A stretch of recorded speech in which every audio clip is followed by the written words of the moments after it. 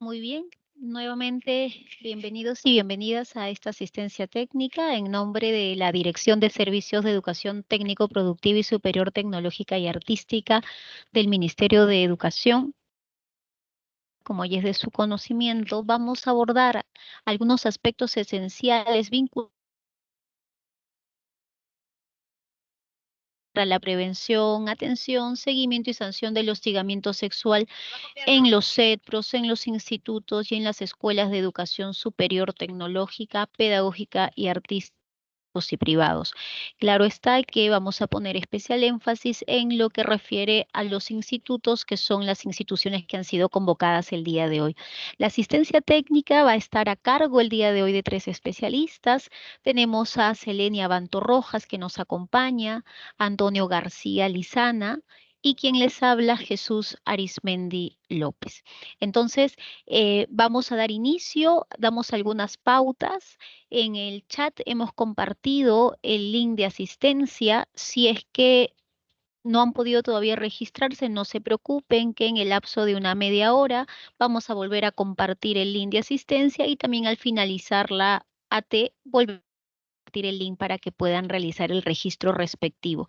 Es importante que coloquen sus datos correctamente, su correo completo, porque es a través de este medio por el que les vamos a compartir los materiales que utilicemos, el PPT, la norma y la grabación.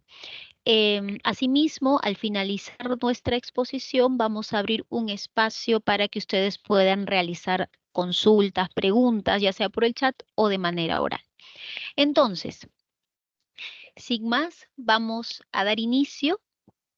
En primer lugar, es importante comenzar señalando bajo qué marco normativo es que esta norma técnica se aprueba. Hacemos un recuento breve y muy sencillo. Recordemos que en el año 2003 se aprobó la ley 27942, que es la ley de prevención y sanción del hostigamiento sexual, cuyo objetivo es justamente prevenir y sancionar el hostigamiento sexual, ¿no? 9 se aprueba el reglamento de la referida ley, cuyas disposiciones buscan desarrollar las normas generales y específicas sexual que ya vienen reguladas por esta ley. Asimismo, en el año 2021 se realiza una modificatoria del reglamento de esta ley, en donde se incorporan algunos aspectos vinculados a la presentación de denuncias, ¿no? Por medios electrónicos, las obligaciones de los empleadores ante la recepción de denuncias y también aspectos vinculados al funcionamiento del Comité de Intervención frente al hostigamiento sexual. Y es justamente en este marco normativo que el Ministerio de Educación, en coordinación con algunas direcciones de la educación superior, elabora esta norma técnica, que es el motivo de la asistencia técnica del día de hoy, ¿no? Norma técnica que ha sido aprobada el 13 de febrero de este año mediante resolución ministerial número 067-2024 Minedu. Norma técnica que también vamos a compartir junto con la grabación de esta asistencia técnica, ¿no? Y bueno, la finalidad, como su mismo nombre lo señala, es establecer disposiciones para regular la prevención, atención, seguimiento y sanción del hostigamiento sexual en los CETPROS, en los CIES, en las escuelas superiores tecnológicas, en los institutos y escuelas superiores pedagógicas y las escuelas superiores de formación artística a nivel nacional, públicas y privadas.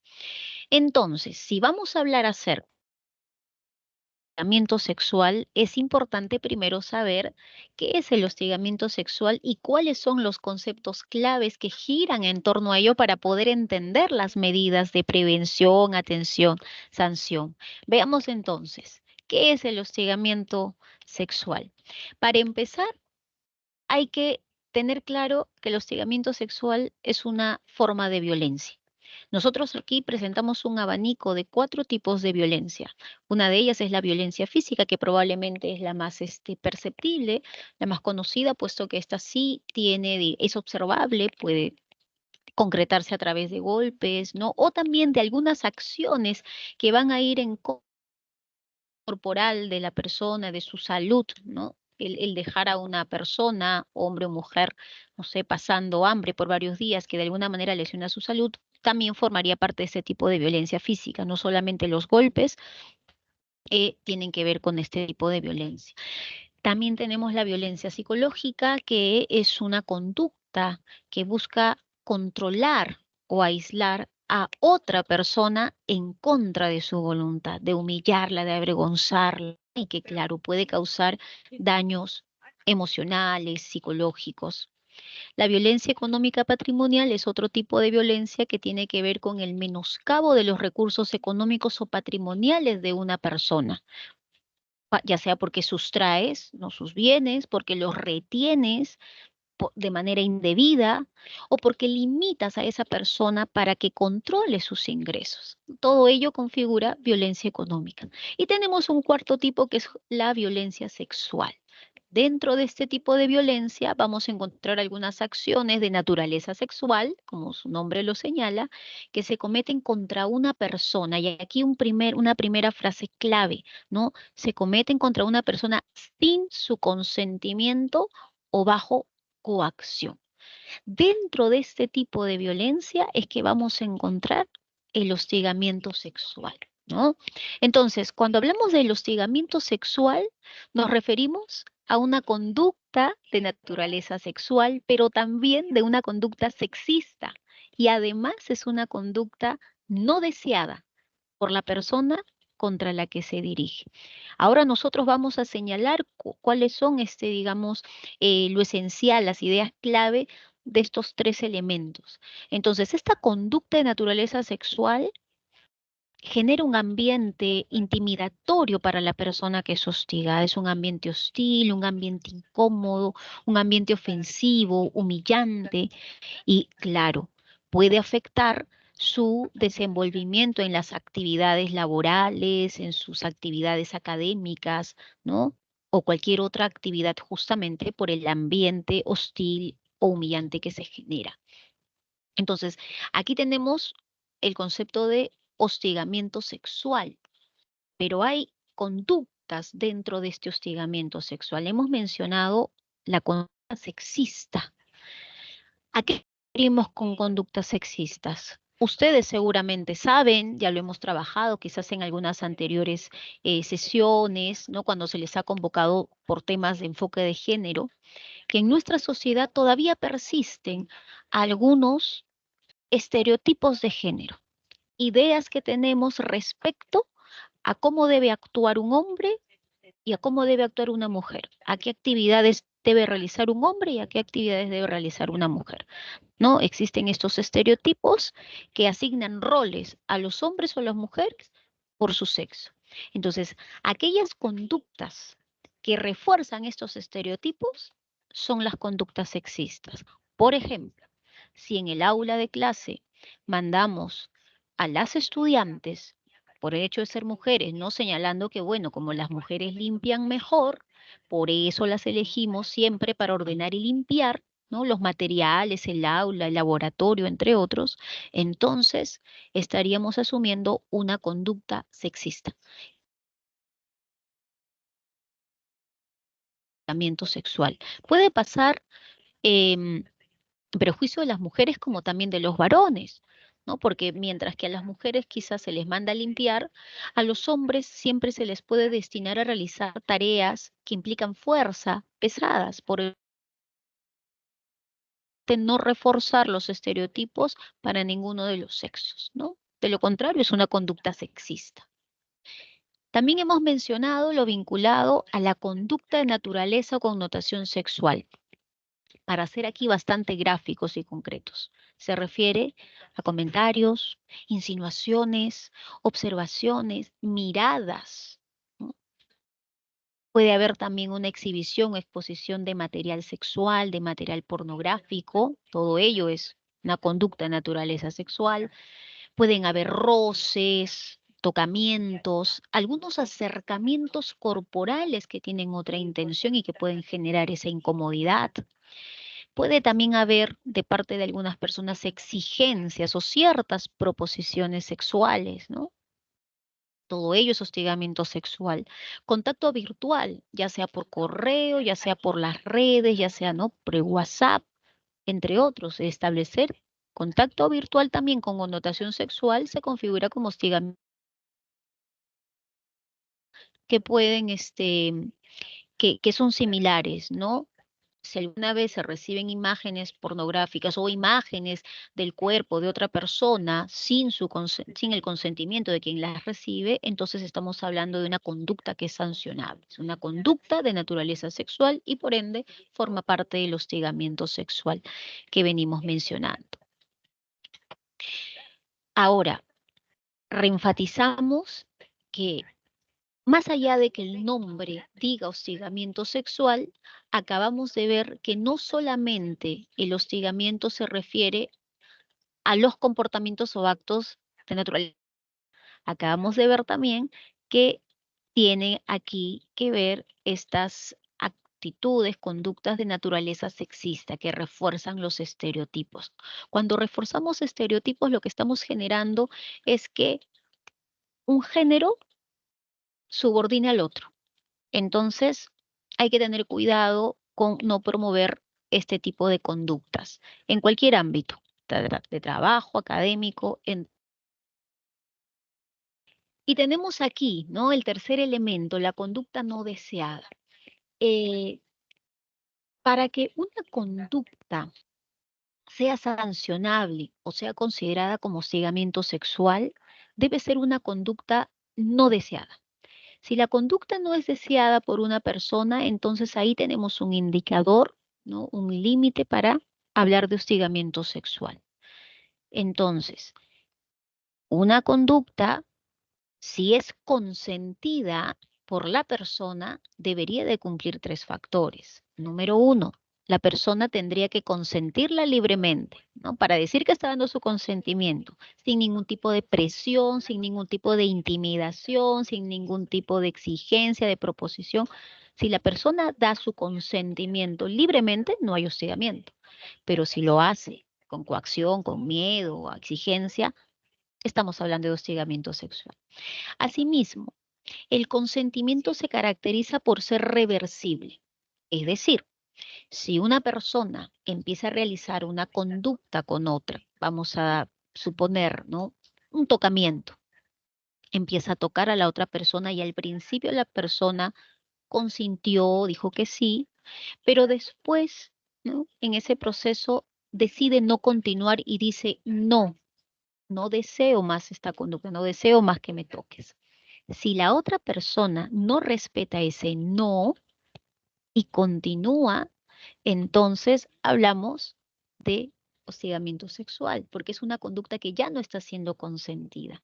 Tomen en cuenta que el consentimiento puede ser reversible. Uno puede decir que no, incluso después de haber dicho inicialmente que sí.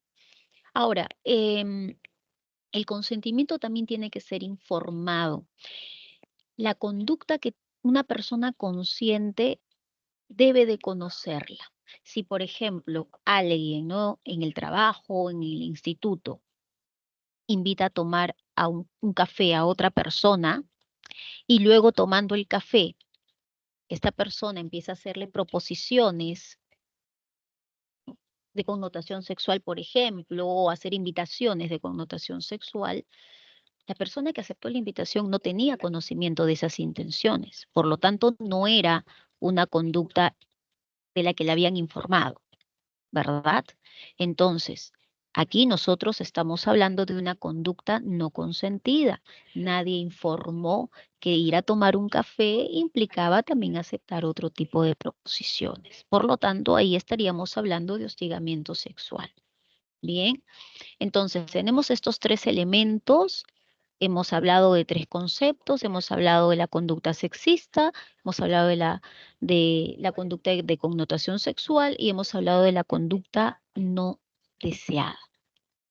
Teniendo claro ello, es importante también siempre saber que hay ámbitos y sujetos en donde se realiza el hostigamiento sexual. Los ámbitos pueden ser en el trabajo, pueden ser en las instituciones policiales militares o pueden ser en las instituciones educativas, que es el caso, ¿no?, de nosotros, ¿no? Todos aquí formamos parte de un instituto.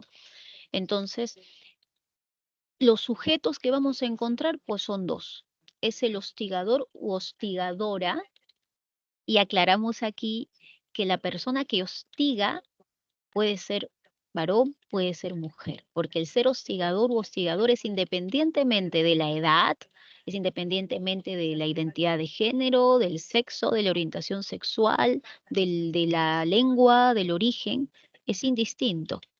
¿De acuerdo? Cualquiera puede ser un hostigador u hostigadora sexual.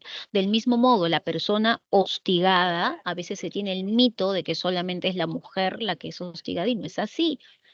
Los varones también pueden ser hostigados sexualmente. Por eso el hostigado también es independientemente de su sexo, identidad, orientación sexual, condición física, entre otros aspectos.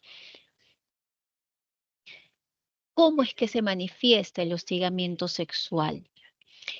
Por ejemplo, si es que una persona le promete a otra que va a tener un trato preferente, va a tener beneficios a cambio de favores sexuales, estamos hablando de una conducta de hostigamiento sexual. Si una persona amenaza a otra, le exige a otra una conducta no deseada, ¿verdad? Ya sea que le exige salir, ya sea que le exige estar a su lado, le exige conversar de temas que quizá no quiere conversar, entre otros, estamos hablando de una conducta no deseada, donde la víctima de alguna manera se va a sentir humillada, ofendida. Aquí también hablamos de hostigamiento sexual.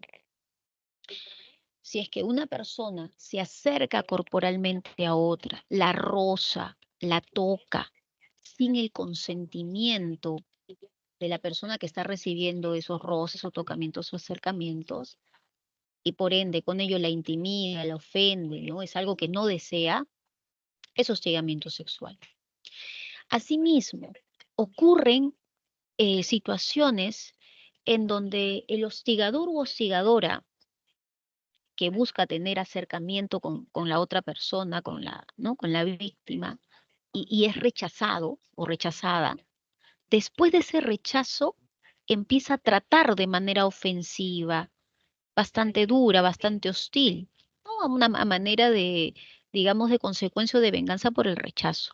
Eso también está configurado como una manifestación de hostigamiento sexual. Uso de términos de naturaleza sexual o sexista, ya sea escritos o verbales, insinuaciones, proposiciones, gestos obscenos, miradas obscenas, ¿no? Exponerte a imágenes de contenido sexual. Todo aquello que resulte ofensivo y humillante para la otra persona que tiene esta connotación sexual está dentro de estas manifestaciones. Ahora, ¿cómo es que se configura el hostigamiento sexual? Primero, el hostigamiento sexual no requiere acreditar que la conducta de quien hostiga es reiterada. Basta con que ocurra una sola vez una conducta no deseada, no consentida, de las que ya hemos mencionado hace un momento, para que se configure hostigamiento sexual y la persona afectada puede denunciar. Tampoco requiere que el rechazo de la víctima sea expreso. A veces se confunde mucho y se cree que si la persona no se quejó, se quedó en silencio, entonces no es hostigamiento sexual porque la persona lo está consintiendo y no es así. No hay que perder de vista que a veces existen factores que impiden a la víctima, sea hombre o mujer, expresar su incomodidad, el cómo se siente frente a las conductas de la otra persona. Y puede guardar silencio, pero el hecho de que guarde silencio y no le exprese no significa que no se esté dando hostigamiento sexual. El hostigamiento sexual también se configura independientemente de si existen grados de jerarquía, es decir, se puede dar entre una persona que tiene un cargo y otra persona que no lo tiene, se puede dar entre dos personas, ¿no? Que no tienen ningún cargo, docente a docente, estudiante a estudiante. Entonces, independientemente de si existe jerarquías, el hostigamiento sexual igual se da. Asimismo, se dé el hostigamiento independientemente si ocurre durante la jornada educativa o de trabajo o fuera de la jornada.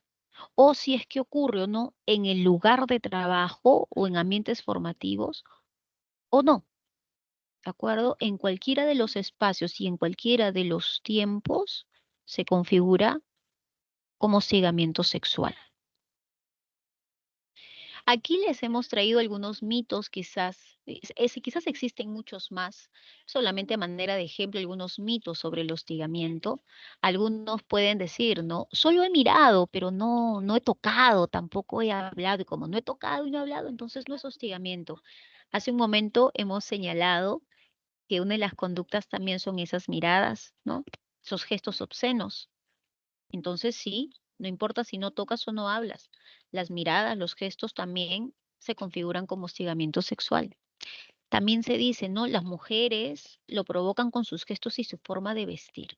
A veces se utiliza de pretexto la vestimenta de las personas, puede ser varón o mujer, ¿no? Para echarle la culpa de que su vestimenta o sus gestos son los responsables de mi acercamiento o de mis proposiciones. Ninguna persona se viste, hace gestos o habla para los otros. Por lo tanto, la manera de vestir, de hablar o de gestualizar no es una justificación para que se manifieste el hostigamiento sexual.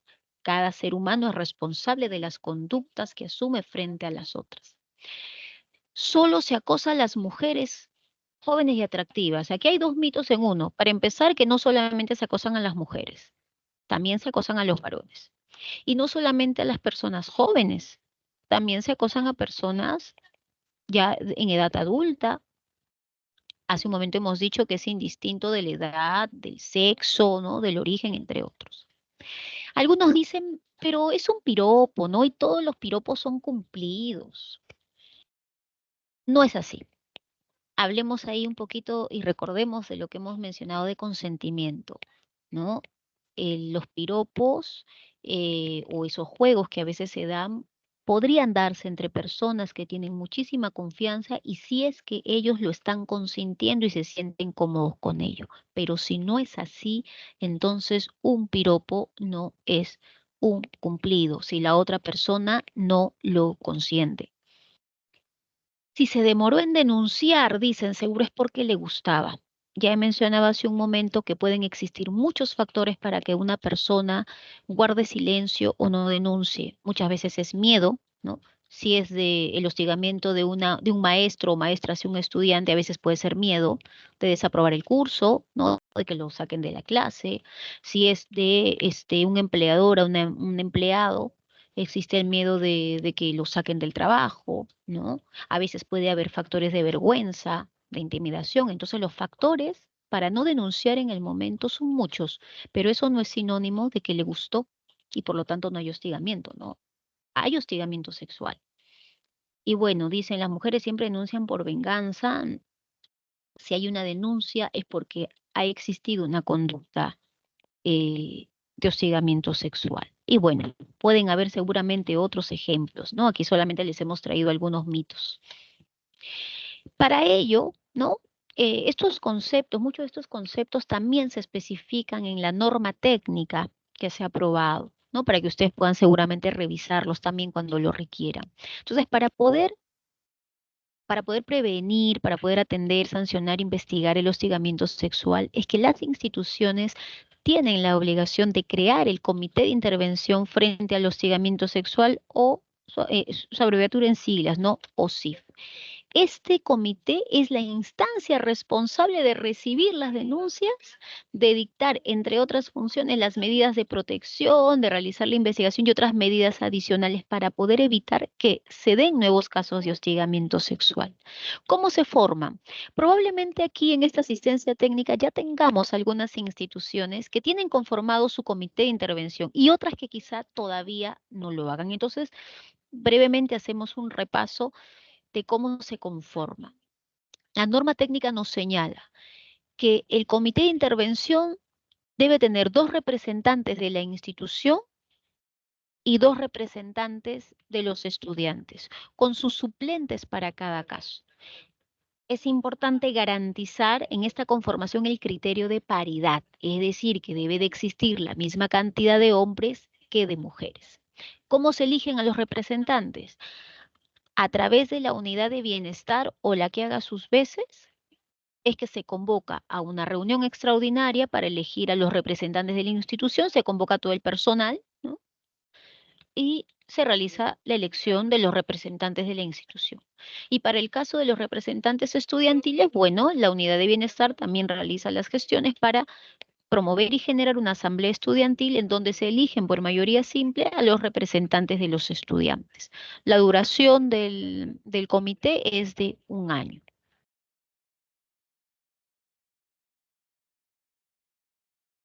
Ahora, es importante señalar que una vez conformado el comité de intervención, se formaliza su constitución a través de una resolución directoral que obviamente emite la autoridad máxima de la institución, que sería el director o directora, en donde se formaliza quienes forman parte de este comité, ¿no? Señalando la fecha de su elección, los nombres, entre otros. Em, una vez que se formaliza esta conformación, el CIF tiene un plazo máximo de 5 días hábiles para reunirse y elegir quién va a ser el miembro que los va a presidir, ¿no? Que los va a dirigir, que los va a organizar. Y todo esto el CIF lo registra pues en el cuaderno de actas correspondiente, ¿no? Así como todas las sesiones que tenga y los acuerdos que tome en cada sesión deben de ser registrados en el acta correspondiente. Algunas funciones del CIF que también están especificados en la norma técnica. Hay que brindar recomendaciones para prevenir el hostigamiento sexual y esto implica también hasta actividades y promover, ¿no? Actividades para prevenirlo, recibir y formular las denuncias de los casos, trasladar la denuncia y los medios probatorios a la instancia competente. Si es que la víctima es menor de edad, el CIF tiene la obligación de hacer de conocimiento del caso al padre, madre o apoderado, ¿no? Porque estamos hablando de una persona menor de edad. Asimismo, tiene la obligación de informarle a la presunta víctima, ¿no? La presunta persona afectada del procedimiento que se está siguiendo, así como también de los servicios de apoyo que brinde el Estado, ya sea de salud, ya sea psicológico, entre otros. El CIF también debe gestionar que la institución ponga a disposición de la persona afectada los canales de atención médica y psicológica. También puede gestionar, ¿no? Con la V para adoptar las medidas de protección que requiera la persona afectada. Registrar los casos en el libro de registro de denuncias, realizar el seguimiento del trámite de denuncia y bueno, ¿no? Cuando la persona que hostiga es un estudiante, el CIF tiene aquí la obligación de realizar el proceso de investigación, de dictar medidas de protección y de recomendar cuáles pueden ser las sanciones o sanción, ¿no? Dependiendo del caso. Entonces, hemos visto en esta primera parte algunos conceptos básicos y la conformación del CIF. Vamos a ver ahora algunas responsabilidades de acción. Le voy a dar pase para ello a mi compañero, el especialista Antonio García, quien nos va a explicar esta parte.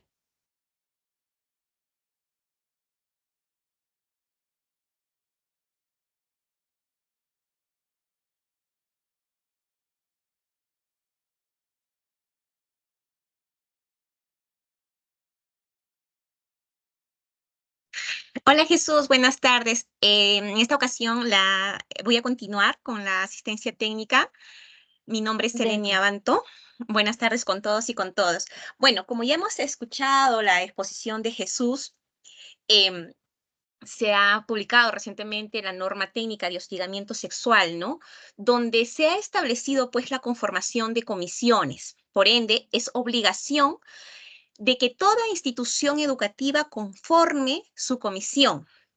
No hay que esperar que se presente un hecho para conformar esta comisión. En realidad, esta norma técnica se aplica desde el día siguiente de su publicación. Entonces, así como se ha establecido estas acciones, esta conformación de comisión, la norma también ha previsto sobre medidas de prevención, de protección, qué pasos seguir ante una denuncia, cómo realizar un procedimiento administrativo disciplinario y también se han establecido responsabilidades, ¿no? Entonces, vamos a hablar acerca de las medidas de protección. Es importante que la institución educativa, a través de su director general y en coordinación con con la comisión, lleven a cabo evaluaciones anuales. ¿Para qué? Para identificar posibles situaciones de hostigamiento sexual o riesgos que estén sucediendo o se puedan presentar dentro del ámbito de intervención, es decir, dentro de la institución educativa. Pero estas evaluaciones anuales también deben identificar acciones de mejora, ¿no? Para hacer frente al hostigamiento sexual en caso se presente una situación. Asimismo, también como una medida de prevención, es importante brindar capacitaciones en materia de hostigamiento sexual a toda la comunidad educativa y esto de preferencia al inicio de las actividades del periodo académico, ¿no? ¿Y esta con qué finalidad? Con la finalidad de sensibilizar la importancia que tiene de combatir todos estos hechos de hostigamiento sexual, identificar situaciones y brindar información sobre todo ello, de cómo accionar o a dónde acudir, los canales de atención frente a un hecho que se pueda presentar sobre hostigamiento sexual. Asimismo, también es una medida de prevención, ¿no? Que el director general, en coordinación con la comisión, pueda gestionar capacitaciones especializadas, por lo menos una vez al año, ¿no? Si se pueden más, pero por lo menos una vez al año. ¿Para quiénes? Para el mismo director general, para la unidad de bienestar y empleabilidad, para el comité de intervención frente al hostigamiento sexual, también para las comisiones de procedimientos administrativos disciplinarios y aquellos que estén involucrados o que tengan que realizar acciones frente a un hecho que se pueda presentar de hostigamiento sexual. También es importante difundir periódicamente la información que pueda permitir identificar las conductas que puedan constituirse como actos de hostigamiento sexual y cuáles son las sanciones aplicables, ¿no? Informar, difundir, sobre todo que es una información pues que sea pública y visible, ya sea a través de los paneles, de forums, ¿no? Los canales de atención de denuncias, tanto los que se tienen dentro de la institución educativa, que tienen que estar establecidos en su reglamento interno, y también los canales de atención de manera externa, ¿no? Y estos para que puedan permitir a todos los miembros de la comunidad educativa hacer frente a los hechos o casos de hostigamiento sexual. Asimismo, también es importante identificar áreas, espacios y factores de riesgo que puedan facilitar la realización de actos de hostigamiento sexual. ¿Y con qué fin? ¿No? Con la finalidad de removerlos o evitar que se generen o se vuelvan a repetir. Eso es muy importante que se pueda realizar en la institución educativa. Asimismo, también es importante recomendar políticas internas para prevenir y sancionar el hostigamiento sexual, las mismas que deben regularse a través de los reglamentos internos u otros documentos que la institución educativa establezca. Pero aquí voy a hacer un alto. Es muy importante y espero que los participantes el día de hoy en esta asistencia técnica a la institución donde pertenecen cuenten con sus documentos de gestión, su reglamento interno, que estén actualizados, ¿no? Las normas cambian constantemente, ¿no? Y justamente es muy importante que tengan estos documentos internos, su reglamento interno, para establecer las pautas, las medidas de atención, no solamente frente a frente a estos hechos de hostigamiento sexual, sino también para su gestión académica, administrativa, ¿no? Entonces, eso es muy importante.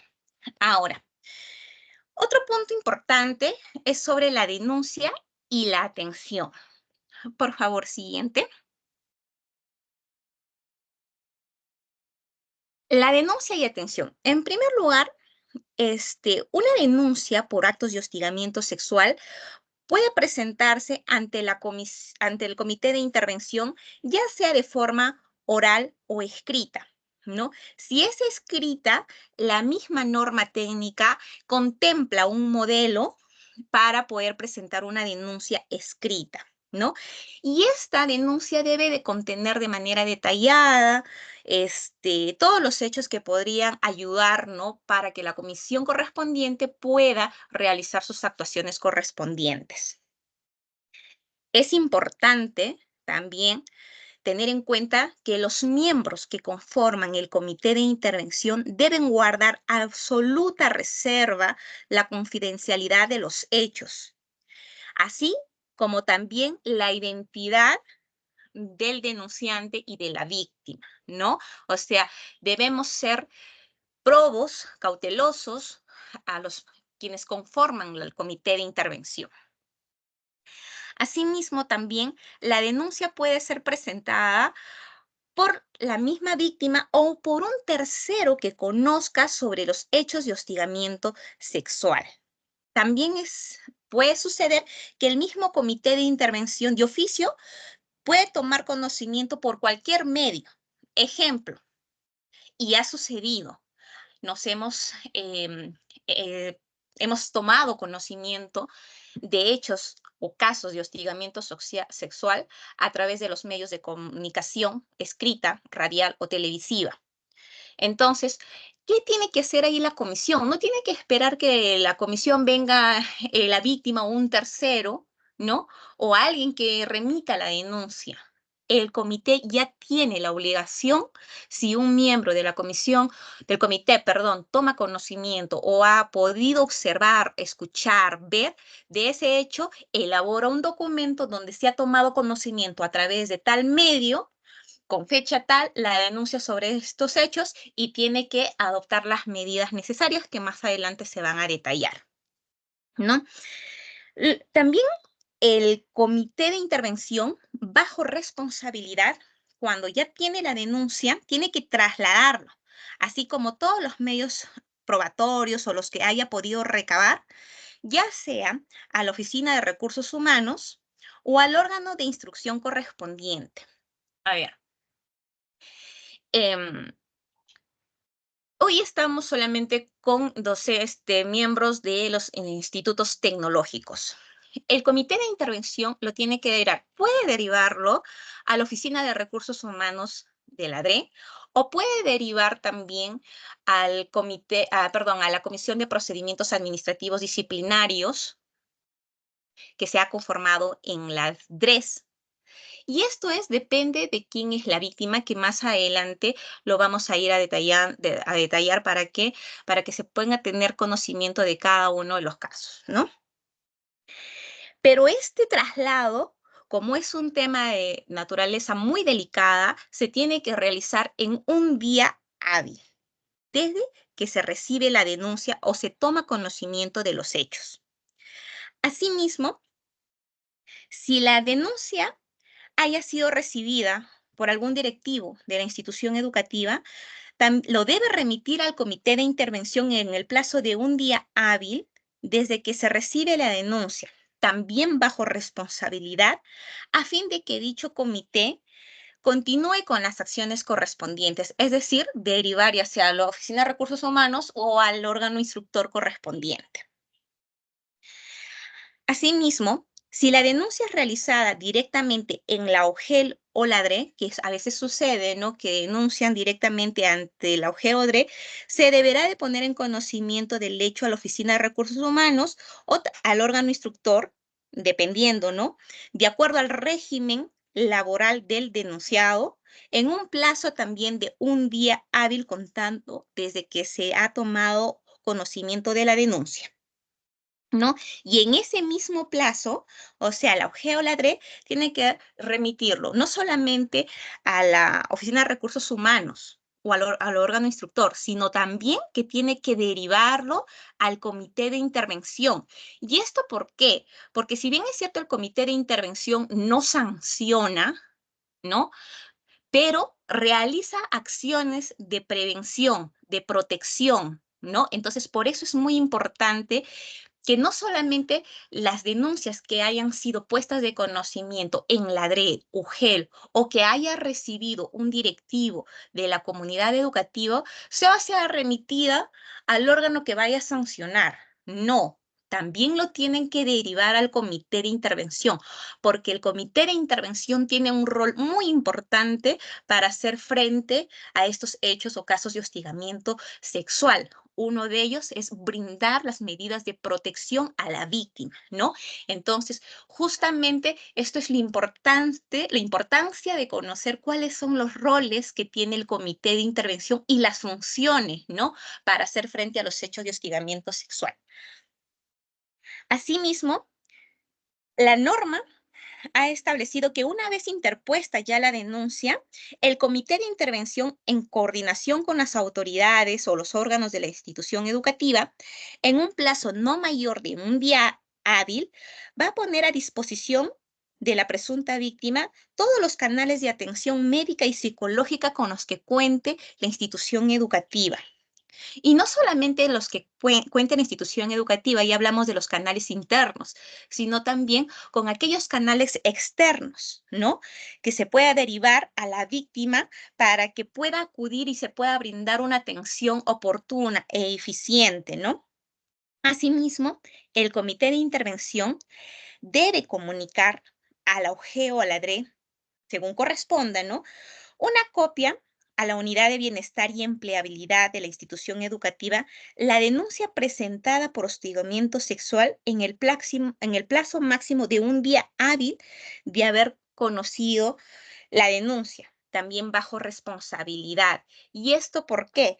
Porque la Unidad de Bienestar y Empleabilidad también tiene un rol muy importante, ¿no? Que es la protección también de todos los miembros de la comunidad educativa, ¿no? Asimismo, en este caso la DRE, que haya tomado conocimiento de una denuncia, debe reportarlo a la DICERPA, en este caso nosotros que somos el órgano correspondiente, ¿no? De ver, de atender lo que son los institutos de educación superior tecnológica, en el plazo máximo de un día hábil de conocida, ¿no? En el reporte también se deben incluir cuáles son esas medidas adoptadas que se han realizado en un caso específico, un caso concreto que se haya dado, ¿no?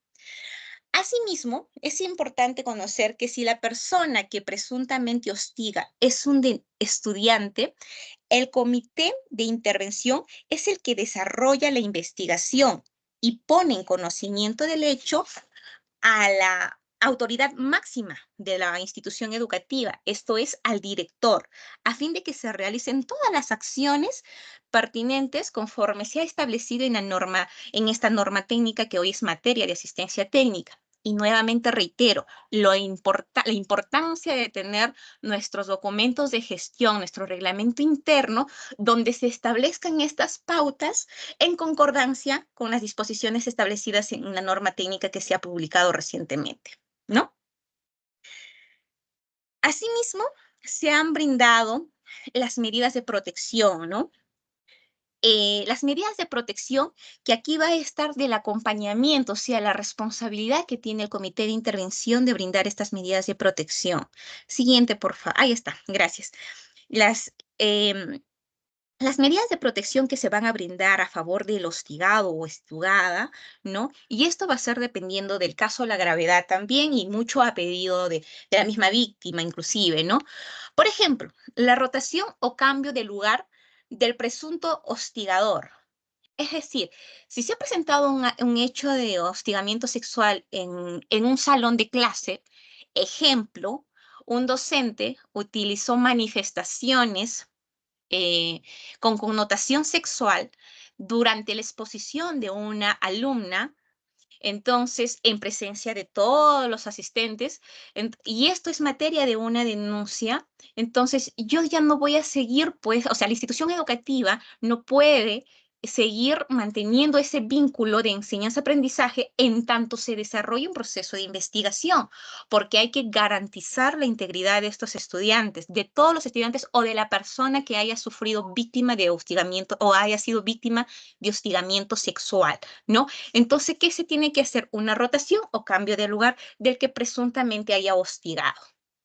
Así también, una medida a favor del hostigado es la suspensión temporal del presunto hostigador, la rotación o cambio de lugar del hostigado siempre que haya sido solicitado por él o por ella. La solicitud al órgano competente para la emisión de una orden de impedimento de acercamiento, proximidad a la víctima o a su entorno familiar o de entablar algún tipo de comunicación con la víctima. Estas medidas de protección se deben realizar en un plazo no mayor de 3 días hábiles de recibida la denuncia o de conocido los hechos.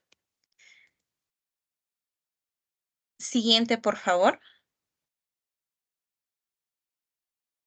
Como les señalaba, la Oficina de Recursos Humanos de la DRE o el órgano de instrucción correspondiente, de acuerdo al régimen laboral del denunciado, dicta las medidas de protección emitiendo en un plazo no mayor a 3 días hábiles de recibida la denuncia o conocida los hechos, ¿no? Siguiente, por favor. Asimismo, la OGEL o la DRE, en este caso la DRE, tiene la responsabilidad de comunicar al Minedu las denuncias presentadas y las medidas de protección impuestas en el plazo de un día hábil de recibidas o emitidas, respectivamente, mediante los canales establecidos, en este caso por la DICERPA, que se van a establecer en el portal web del MINEDO. También es importante conocer o saber cuando se adviertan indicios de la comisión de delitos, no de faltas, sino de delitos respecto a los hechos o casos de hostigamiento sexual, el director, bajo responsabilidad en el plazo de un día hábil de recibida la denuncia, comunica de los presuntos actos de hostigamiento sexual al Ministerio Público, a la Policía Nacional del Perú, al Ministerio de la Mujer, entre otras instituciones competentes. Siguiente, por favor. El procedimiento administrativo disciplinario. Para casos de hostigamiento sexual, cuando el que hostiga es un docente, auxiliar y asistente bajo los alcances de la Ley 30.512. Siguiente, por favor, Jesús. El procedimiento administrativo disciplinario no nace a razón de esto. El procedimiento administrativo disciplinario está regulado en la Ley 30.512 y su reglamento. Cuando se emite el reglamento, este es el 2017, se estableció que a docentes, asistentes y auxiliares están sujetos a un procedimiento administrativo disciplinario, ya sea por la comisión de una falta o de una infracción, es sujeto a que se le instaure un procedimiento administrativo disciplinario, ¿no? Y que este proceso estaba a cargo de las comisiones que se conformaban en la misma institución educativa, es decir, en los mismos institutos.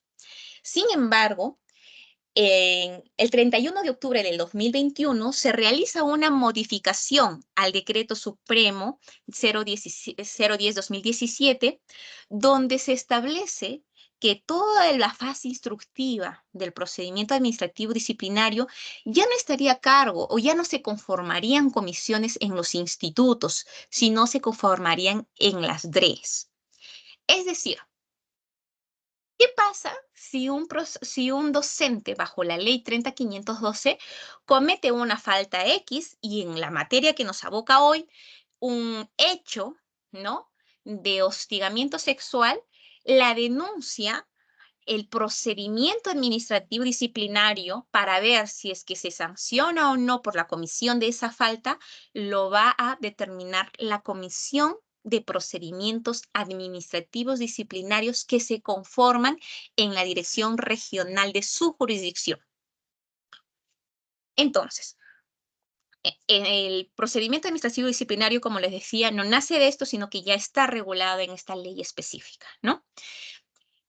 Cuando un docente comete una falta, ya sea no falta un día al instituto sin sustento de por qué faltó o no cumple con sus horas lectivas, entre otras faltas que están establecidas en la ley, es sujeto a procedimiento disciplinario y la comisión tiene para dilucidar si hay falta o no en un plazo máximo de 12 meses. No puede excederse ese plazo.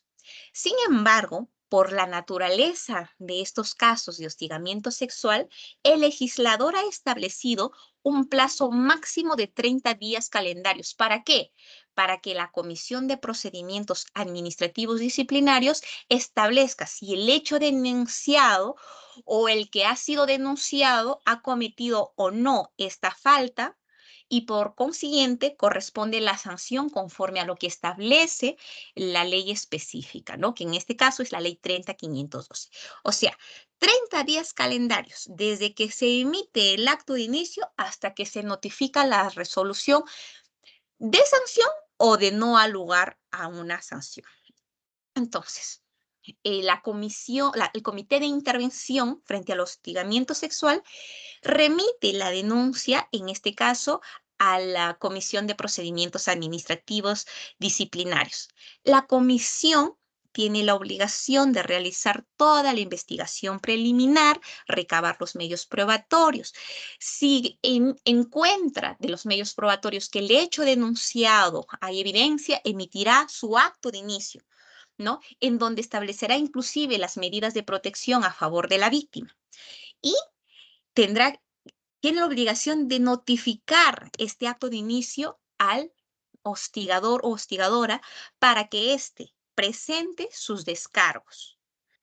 Una vez que presenta sus descargos, el comité, la Comisión de Procedimientos Administrativos Disciplinarios va a emitir su informe final, recomendando, en el ejemplo que haya cometido un acto de hostigamiento sexual, recomendando sancionar, ¿no? En caso no suceda, pues recomendará archivar el caso al órgano sancionador.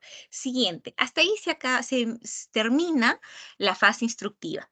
La fase sancionadora es cuando el órgano sancionador, y esto es el que va a emitir, ¿no? la resolución, es que recibe ese informe del órgano instructor recomendándonos la sanción y este va a comunicar al hostigador que tiene derecho a llevarse a cabo un informe oral. Este puede aceptar o puede simplemente no solicitar el informe oral y con ello el órgano sancionador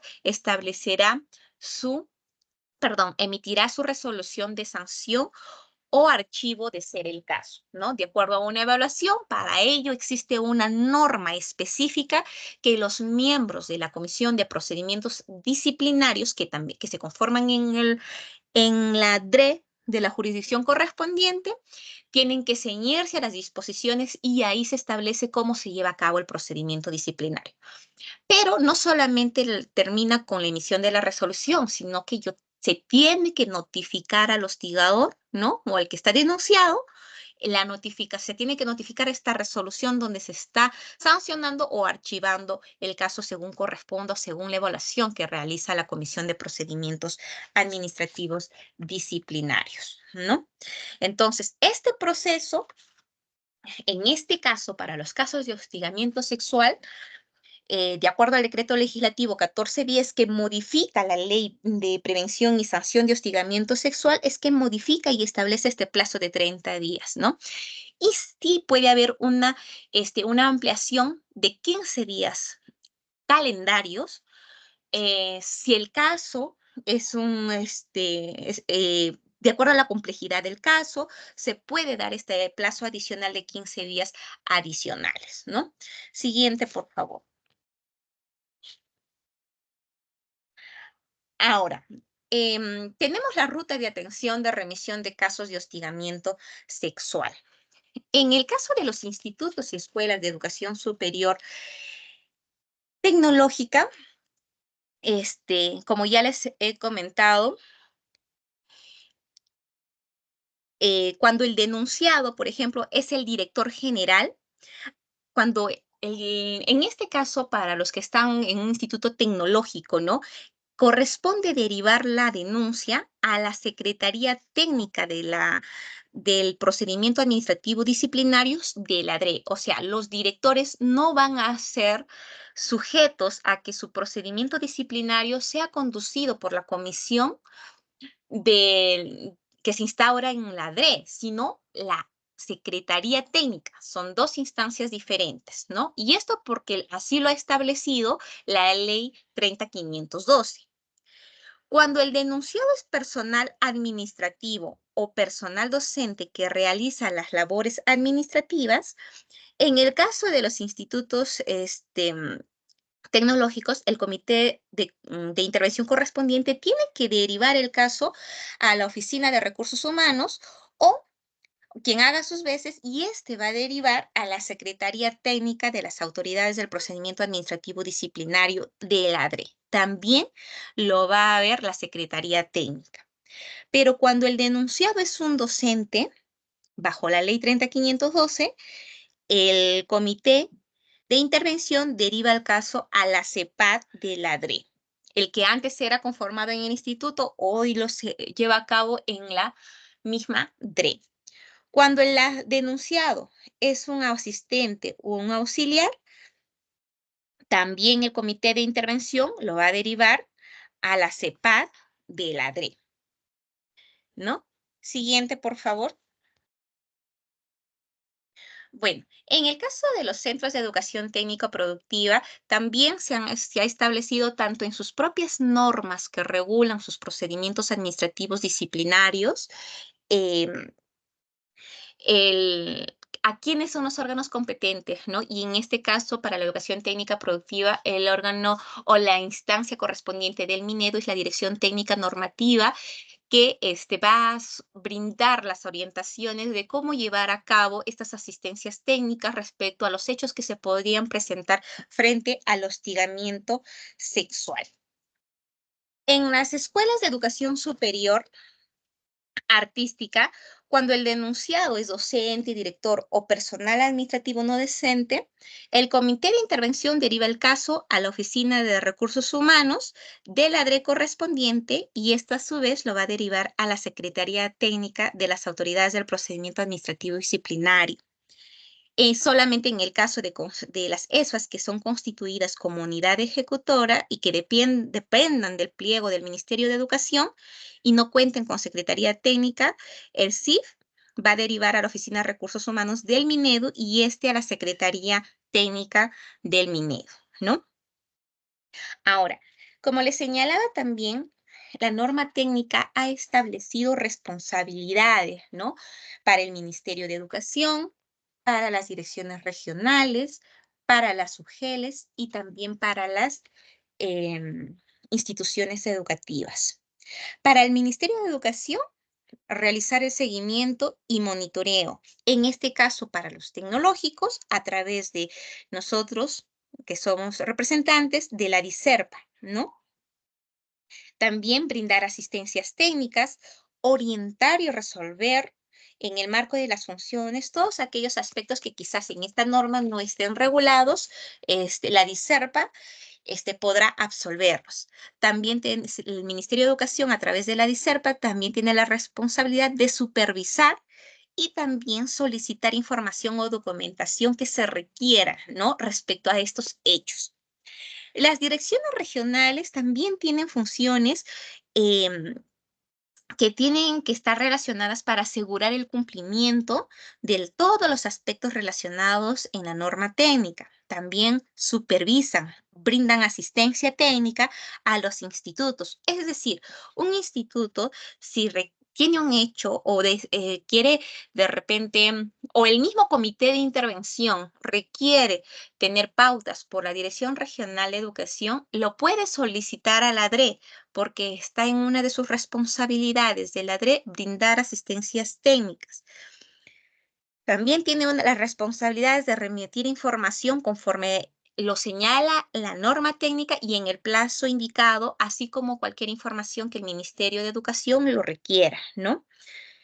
Y algo muy importante es reportar trimestralmente la información del número de denuncias recibidas, atendidas, archivadas y las medidas adoptadas en casos de hostigamiento sexual. Las instituciones educativas tienen responsabilidades. Una de ellas es cumplir, ¿no? Es decir, cumplir, por ejemplo, la conformación del comité, cumplir esas medidas de prevención, como se había señalado inicialmente, ¿no? Es identificar esos espacios donde podrían presentarse hechos o casos de hostigamiento sexual, una zona muy oscura, ¿no? Realizamos labores nocturnas o llevamos nuestras horas lectivas en el horario de noche y hay espacios que no hay un alumbrado, entonces hay que identificar esas zonas y identificar cuáles serían esas medidas para prevenir estos hechos, ¿no? Em, Realizar actividades de prevención, hacer seguimiento y monitoreo también a través del director general al comité de intervención, también reportar en el plazo y en la forma que sean establecidos en la norma técnica, ¿no? Entonces, esas son las responsabilidades que se han previsto respecto a estos hechos de hostigamiento sexual y que son de obligatorio cumplimiento para todos los involucrados que están en la norma técnica, ¿no? Entonces, con ello estamos culminando la asistencia técnica para luego dar pase a Jesús, lo que continúa respecto a la asistencia técnica, por favor.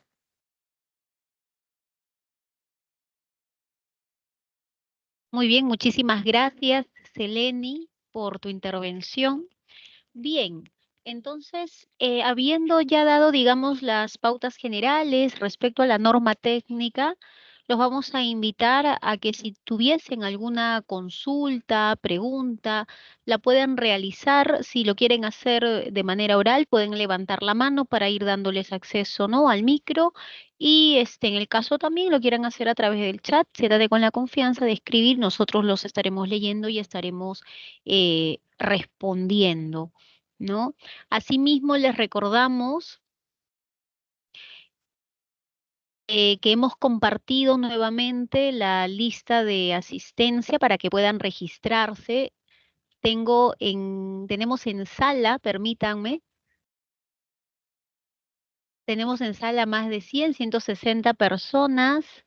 Sin embargo, en el registro de asistencia solamente hay 103 personas registradas. Tomen en cuenta que el único medio válido para determinar su participación es el registro de asistencia, ¿no? Entonces, por favor, no olviden de registrarse antes de terminar la sesión. Bien, habiendo dicho eso, vamos a dar pase a quienes quieran preguntar, ¿no? Estaremos respondiendo Seleni o yo, dependiendo de la temática. César Basualdo, díganos, lo escuchamos.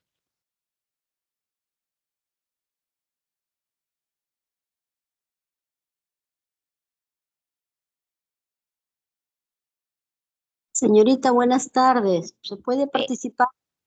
Sí, aquí estamos primero porque tengo la mano levantada de César Basualdo. No sé si César va a participar. Em, Bien, en todo caso, si César Basualdo no tenía la manito levantada, quizá no pueda participar en este momento. Flor María tiene la mano levantada también. Flor María, adelante.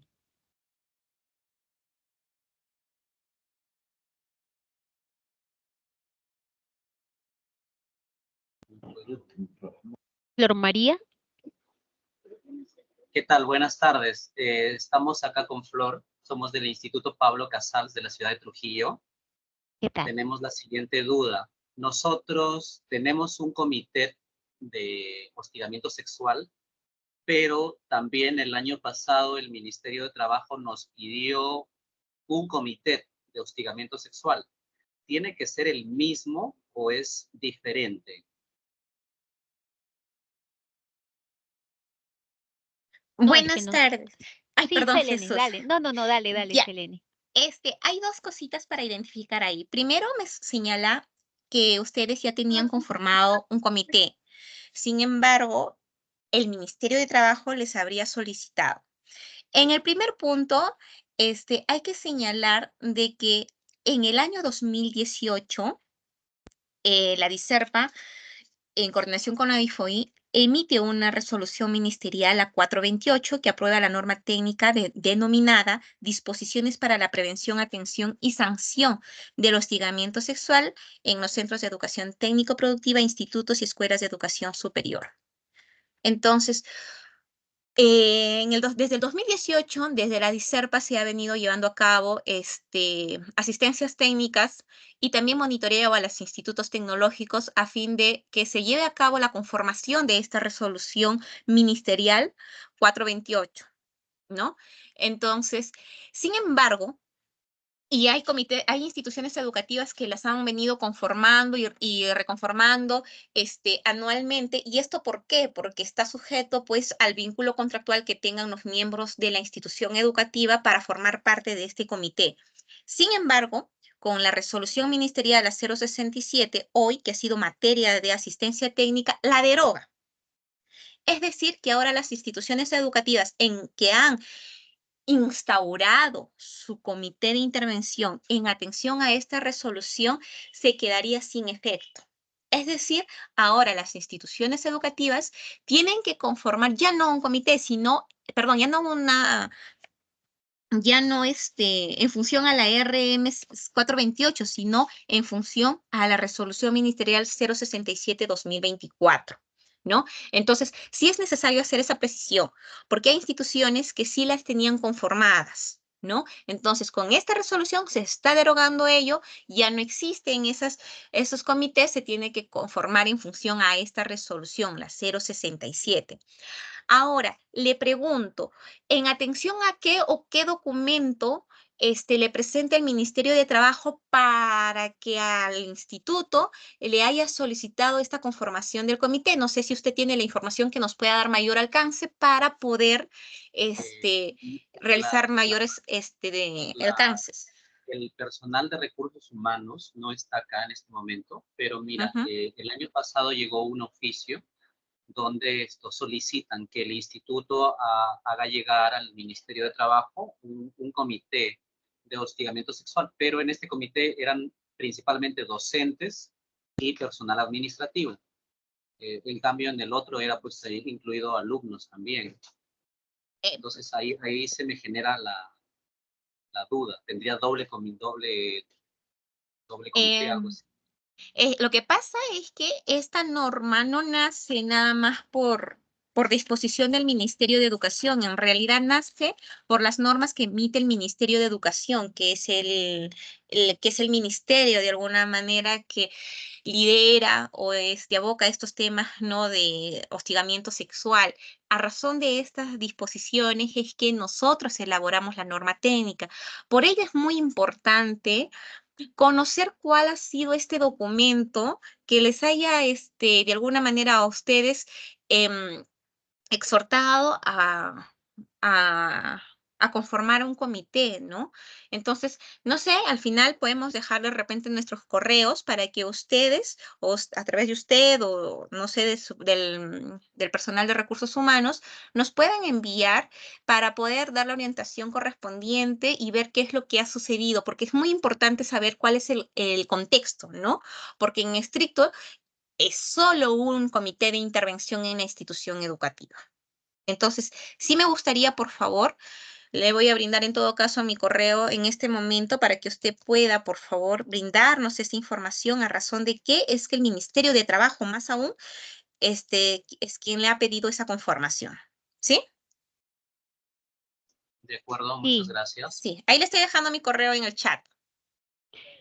Sí, Seleni, para poder dilucidar ello, porque es muy probable que haya existido una confusión, puesto que en las instituciones de la educación básica es que el comité se conforma por personal de la institución, ¿no? O entre directivos o docentes, más no en las instituciones de educación superior, que es el comité de intervención del que le hemos hablado el día de hoy que se conforma, ¿no? Entonces, bueno, ojalá pueda llegar la documentación para poder revisarla. Muchas gracias, Seleni. Vamos a continuar. Creo que aquí hay algunas otras preguntas, Seleni, vinculadas.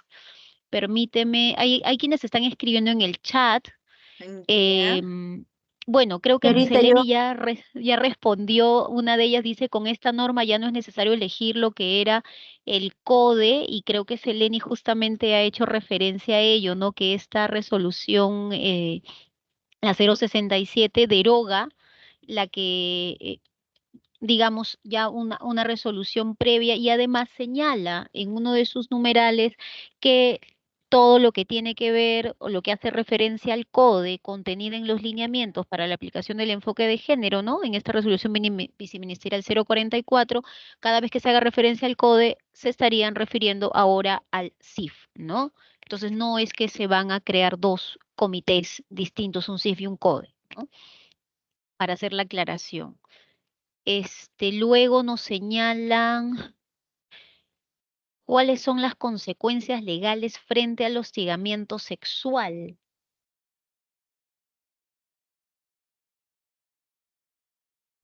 En- Ya. Entendería que aquí hay una normativa ya, Seleni, ¿no? En Claro, lo que general. pasa, a ver, vamos a poner el ejemplo. Em, la ley 30512 y el reglamento ha establecido tres tipos de faltas: faltas leves, graves y muy graves. Para cada falta leve ha establecido la amonestación escrita. Para la falta grave es la destitución que no supere los 90 días, y para la falta muy grave es la destitución. ¿Qué pasa si ejemplo nada más, un docente comete un acto de hostigamiento sexual,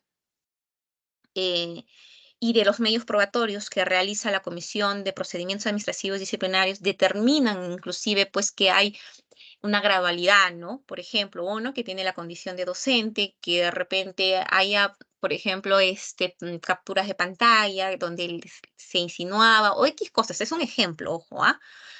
Que de repente en el salón tenía pues estas manifestaciones de connotación sexual, que era reiterativo, ¿no? Entonces, ¿qué dice? Si tú cometes una falta grave, tu sanción correspondiente es la destitución. Entonces, ¿cuál sería esa acción legal que te va a suceder? Uno es que te van a destituir de la carrera pública, o te van a destituir y no vas a poder ejercer la docencia ni en ese instituto ni en otro. Pero además, hay actos de hostigamiento sexual o acciones frente al hostigamiento sexual que no solamente son faltas, porque esto es administrativamente. O sea, el proceso disciplinario que se ve en la institución educativa y está a cargo de las comisiones de procedimientos administrativos disciplinarios que están conformados en las DRES correspondientes, solamente ven el tema administrativo. Yo te sanciono, dependiendo de la falta, si es hostigamiento sexual, te voy a destituir. Pero muchas veces esos hechos no solamente son faltas, sino se constituyen en delitos. Y ahí también el comité de intervención, o inclusive el órgano máximo de una institución educativa, o si no a través de la misma DRES, de la jurisdicción correspondiente, tienen la obligación de derivar estos hechos a la policía, al Ministerio Público. Es más, lo tenemos regulado en la norma. Entonces, si este hecho se constituye como delito, pues también tiene una pena, que es una pena privativa de libertad. Entonces, esas son las acciones legales para aquella persona que comete un hecho de esta naturaleza, ¿no? Porque son hechos graves. Así lo ha tipificado el legislador para un delito, ¿no? Y así se ha tipificado en un tema administrativo que tú no debes hacer esto, ¿no? Porque así como tenemos derechos, también tenemos obligaciones, como cualquier servidor, no solamente ustedes que están sujetos al régimen de la 30512, nosotros hoy que estamos llevando a cabo esta asistencia técnica, también estamos sujetos a un procedimiento administrativo disciplinario por estos hechos y también por otros que en el ejercicio de nuestra función cometamos. Por eso es que es importante conocer no solamente cuáles son nuestros derechos, sino también nuestras obligaciones, ¿no? Que ahí está en este caso en la ley especial, que es la 30512. Muchísimas gracias, Eleni, por las aclaraciones. Tenemos la mano levantada de Samuel Torres.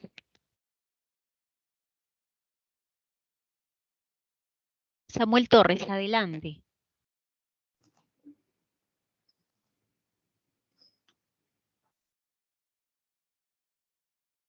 A ver, vamos a esperar. Samuel, no sé si todavía quiere participar.